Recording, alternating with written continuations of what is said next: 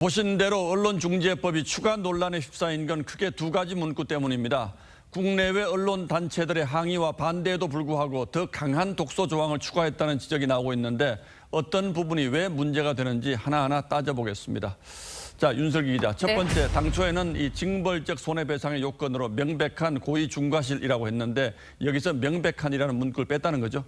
맞습니다. 당초 언론중재법엔 이 언론 등의 명백한 고의 또는 중과실이 있을 때 손해액의 최대 5배까지 배상을 받는다고 돼 있었습니다. 예. 그런데 명백한이 삭제되면 이 고의 또는 중과실이 명백하지 않은 경우에도 소송이 가능해집니다. 가장 먼저 언론사를 상대로 무분별한 소송이 남발될 수 있다는 우려가 나오는데요. 들어보시죠. 원고는 네가 고의 중과실로 허위 가짜 뉴스를 퍼뜨렸다 이렇게 주장만 하면 되는 거예요. 원고는 뭐 믿져야 본전이고 그냥 고발만 하면 끝나는 거예요. 자, 그렇다면 두 번째로 강화된 독소 조항은 어떤 겁니까? 네, 언론중재법엔 고의 중과실 추정 조항이 있는데요. 보복적이거나 반복적인 허위 조작 보도로 피해를 가중시키는 경우 등이 이에 해당합니다.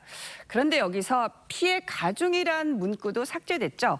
이 고의 중과실의 요건이 전보다 훨씬 완화된 것입니다. 예.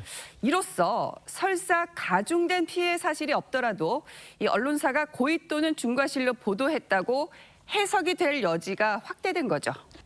고의 중과실을 추정할 수 있다는 조항도 논란인데 추정만으로 고의 중과실을 규정한다면 언론사 입장에서는 사실 대응할 방법이 없지 않겠습니까? 네, 소송을 제기한 쪽에서 고의 중과실로 추정된다고 주장할 경우 언론사는 반박 자료를 제시해 이 추정이 틀렸다는 것을 입증해야 합니다. 입증을 못하면 추정이 그대로 인정되죠. 결국 언론사 입장에서 고의 중과실이 아니란 걸 입증하기 위해서는 공익 제보자나 취재원을 공개할 수밖에 없는 처지가 될 가능성이 높습니다.